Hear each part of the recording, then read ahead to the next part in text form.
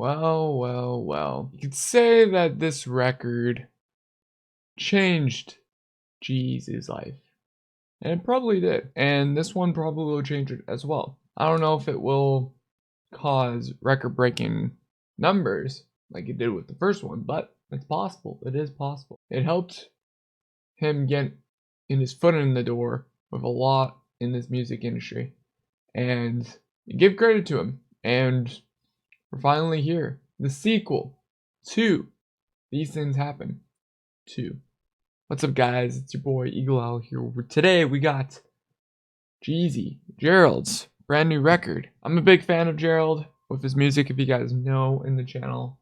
Avid fan, avid listener from Winnipeg, Canada. Hope to one day be on stage with him or even photograph the man. That would be pretty cool too. But guys, it's finally here.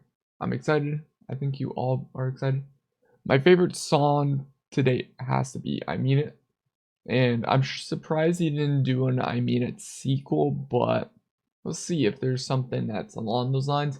Yeah, guys, I'm excited. I hope you guys are as well. It's a long record, but we're in for the long game here. So we gotta get right into it. How I do reaction interviews on the channel here, if you guys don't already know, is I listen to the song, I have little snippets of my reaction of the song just because of copyright, of course. Then we talk a little bit about it after, and then I get my full initial thoughts of the whole entire record by the end of it. But yeah, that's about it, guys. So, without further ado, hopefully one day G-Eazy Gerald comes to Canada, Winnipeg, Canada. Hope to hear him live. That's not anytime soon, but due to COVID, this thing got delayed like crazy amount, but we're here. So let's get right into it. Title track. These Things Happen Too. Let's do it. They talk about me, think I went crazy, got nothing left here to hide behind. I come with baggage, I'm complicated, you know my sign. I'm baffled right now. Interesting take on the record right off the bat. What do I think? What do I think of the song? It's a different direction, of course. It sounded more of like new Gerald, of course. I don't think he's going to go back more into that old style vocals, I don't think, but it's a lot more new style. I'm liking it. He's playing around with the sounds, the mixing. I'm curious if he's going to really play around with effects on the voice a lot on this record. If not, then we'll see. But all right, let's get into it. When You're Gone, featuring Lil Wayne. Yeah, chorus from Lil Wayne. Got it. Makes sense. Again and they kicking me out of Canada. Let me pause that for a second. I get what he meant about that. Like, he did get kicked out of Canada once, a couple times, I think, because of drug abuse and that kind of stuff at the time when he was into a lot of that stuff. So he probably might have a sour throat towards Canada, but certain provinces, but I don't know. So yeah, interesting. I'm shocked he mentioned that, actually. That's cool. It's a vibe track. I like it. It's like, it has its place on the record, I'd say, but it's still like you could bump to it, like listen in the car with your homies or a couple girls and be like bump. Yeah. This is a vibe track. This is a pretty good vibing track. I like it. I like it with Lil Wayne. Nice. All right, the homie YG instructions. Let's do it.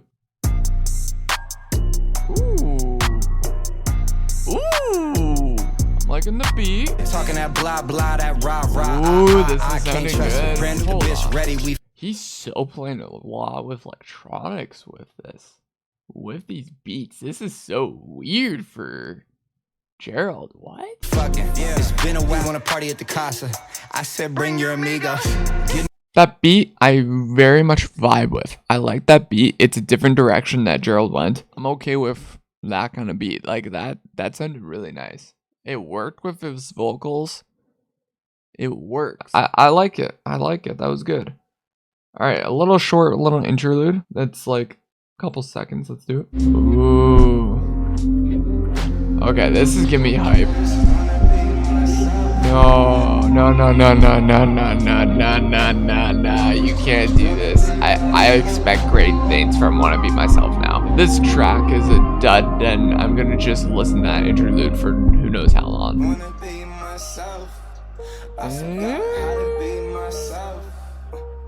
It's okay with this. Why didn't it go more chilling? It's like a sad but hype beat. It's weird. This sounds weird though. This chorus sounds off. It's the only time I'm ever gonna say this for I've been listening to G-Eazy for like years and years. I think since these things happened, the first record and everything and that, but like it sounds off. He just sounds off with I shouldn't talk because I'm terrible with pitch and sounding wise too. He just sounds off in this chorus.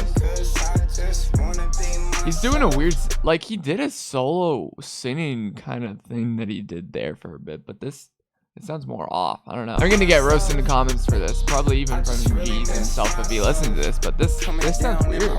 Cue the chorus 4th time. Let's go. I don't know how to feel about that track. It's like he had good verses. It was just a matter of his chorus was just off. It just sounded off from Gerald. I don't know. I guess projection. I don't know what you could say about that. It didn't sound right. But the rest of the song just sounded like nice. It worked, but it just didn't for that chorus. Next track is Everything Is Everything, featuring Goody Grace, the homie from Manitoba, Canada. Let's go, my man. My man working with my idol, homie. Manitoba, represent my hand. My man. Let's do it. This is weird. He doing like R&B stuff? This is even weird for Goody Grace. He's usually like alternative rock kind of stuff. I'm hoping to hear Goody Grace verse now. They put a lot of reverb in his voice though, because you can't understand him for that chorus. You can't. No Goody Grace verse. That song was all over the place. It was very odd. Goody Grace didn't even do a verse. It's all, the chorus was his, of course. Normal, typical song. Typical. Makes sense. But you couldn't even hear him. You couldn't understand him. And then with G's production, it just went out 180, where he just went his partial deep voice effect that they do, but like it didn't go fully with him. It was just like, okay, let's do a little bit of him. It was just off. It was off. You didn't expect that coming, but yeah. Yeah, I wish there was a Goody Grace verse and you just couldn't hear Goody Grace's words or singing that he was doing in the track at all. That was the thing. Like, production standpoint for Goody Grace's vocals was really you couldn't understand the guy. Sucks. But Origami, let's do it. Let's survive. This feels like kind of almost a classic song, you know? She look like Rihanna, one had the Molly, one had the C on her. Let's have a threesome. If we agree on her, I feel like Clay. Are you admitting you had a threesome with Rihanna? I like those reverb effects, the echoes. They did good with that. This is a good production song. This was good for the beat. Yeah, this was a good track for G-Eazy. This could be a banger song from the record. This could be one I say people would be like, yo, this is a banger, you know? Yeah, Solar Eclipse. Look at my 4th quarter, I just Kobe this shit. Let's go. Shout out the homie Kobe. It's an okay track. I wouldn't say it's amazing, but it's like, you're listening to the record, it's like, okay, good record song. I think a lot of people saw the next one's name. I mean myself. So, sequel. Let's go see. What? I am deeply confused. But shout out to God, my man. It's an alright track, I would say. It's nothing too amazing. Nothing too crazy, but it's decent. Next one has a lot of features. 40 the boy and shooter gang Coney. Let's do it. 1-0 legend in the bay, ask about me if yeah, repetitive, as you can see in this track. I'm not a fan of repetitiveness. That's just typical in music. You don't want to hear it. If you hear it, it's just you don't want to know that it's repetitive. That's the goal for music. When you make a song, it's like, okay, you can have a catchy chorus. You do want a catchy chorus, but at the same time, you don't want it to sound repetitive. And the last couple tracks have been like that. So it's like, all right, speed, let's do it. I have no child. It's not time for that. Check the Rolex dial. Time to get this money, you know. It's all alone. That's a weird chorus. It has a good beat. I just been like, these things happen too is honestly like to me, it's a dud so far. It's a real, like, there is features by the second half right here, so it's like maybe you'll pull through with the second half, but like for me, it's like so far it's pretty duddy. It's really duddy actually. The only track I'm like really like, oh my gosh, this is really good is When You're Gone, and that's like the second track. Dang, you know. But we got breakdown with Demi Lovato. Let's run it. A lot of people are surprised about this collaboration. But I keep saying that everything is alright, I swear.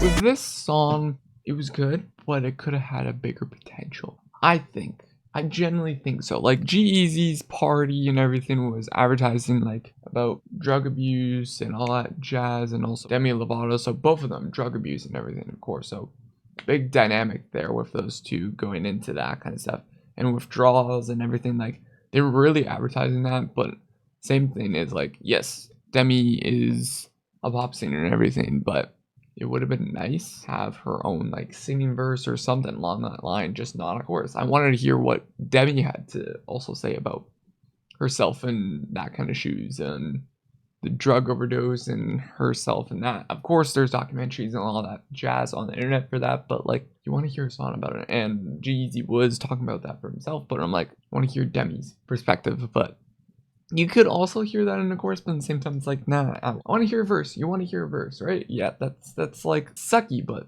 it is what it is. That's all I could say. It was a missed opportunity. The next track we got is Faithful, featuring Mark E. Basie. Mark has worked with G-Eazy in the past with a couple tracks, so this is a collaboration that is needed for the works. So let's do it. This feels like classic G-Eazy right here. Yeah. I like this. This is a good collaboration right there. These two have a good dynamic. Choir? Yo. G-Eazy went Kanye into this. I enjoyed that actually, very much so. That was actually a really good track, and I enjoyed that pretty well. G-Eazy went gospel on us. I don't think anyone expected that, actually. I don't think anyone did. This is like a 180 churn, you know? Next one we got is with Devin Baldwin. Gerald has worked with Devin so much. Like, those two are like this. Yeah, they're like that together. So it's good to see her on the record and a song together, and I'm excited to hear and see what comes about with us. So let's get right into it. Wicked Game. And Baldwin. Oh, he's doing this kind of vocals. Ooh. See, those are the vocals I expected earlier from Gerald from that one song. Yeah. This is a good beat. Everything's strange here. Like, it sounded like that project, which is weird. It's a good chorus. Just wish Devin was more into it, you know? Like, she's in the backgrounds for the chorus. Like, what? This track is interesting. The same vocals that Gerald did with Everything's Strange Here project that he did. His weird little pop R&B thing that he did there. And it's alright. Wish there was more Devin. That's the only thing I'd wish for, you know? Same thing like the Demi thing. Like, I wish there was a verse, you know? That's like bad news. Let's do it. Why would I be scared? And every single what are these samples? What? That's a vibe for that beat. What? I know you don't believe all them lies you told. Another verse of the Bible. This beat is carrying. That beat is carrying. I like that song. That was actually a really good song. Wow. Even with, yeah, the same kind of vocals as Wicked Game. Like, I'm surprised he went back into that direction for music. I thought it was like a one done kind of thing, but no, he's continued doing this weird like retro singing vibe that he's getting with, and I dig it once in a while, you know? It's good. I like it. All right, the next one is No More featuring Ty Dolla. Let's do it. It's an okay track. It's not gonna be like amazing to me. I don't know. It could have been amazing, but like to me, it was like it's a good chiller track on the record. It's nothing too crazy. It's not gonna be like 180 on you, you know. So that's good. It's good. Running Wild, Tumblr Girls 2. Let's do it. It's a good song. He did a good sequel. He did yeah. Sequels are good. He did really good for some sequel. Nothing bad to say about the song. He did wonders. He did wonders, I say. And the next one is called Time, featuring Matthew Schultz from the guy from Cage the Elephant. Are we getting some rock here? G-Eazy? Let's see. Was fucking up, still I was a problem Good child. beat. But we have Really promises good to beat. each other. This feels like another song called like Easy. I can tell this shit. Celebrity life is full of everyone expecting shit. Just like a little update on his life, you know?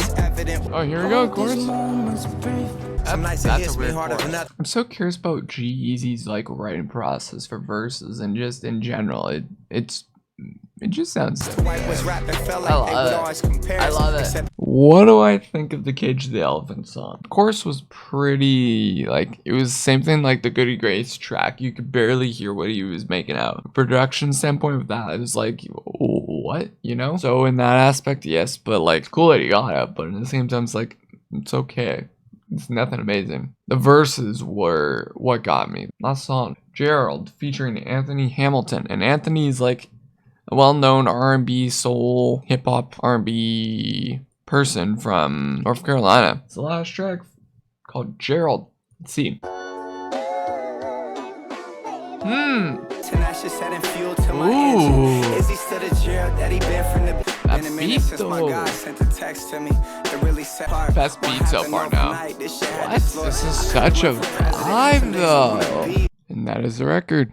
Wow. Okay, that is These Things Happen Too. What do I think of this record?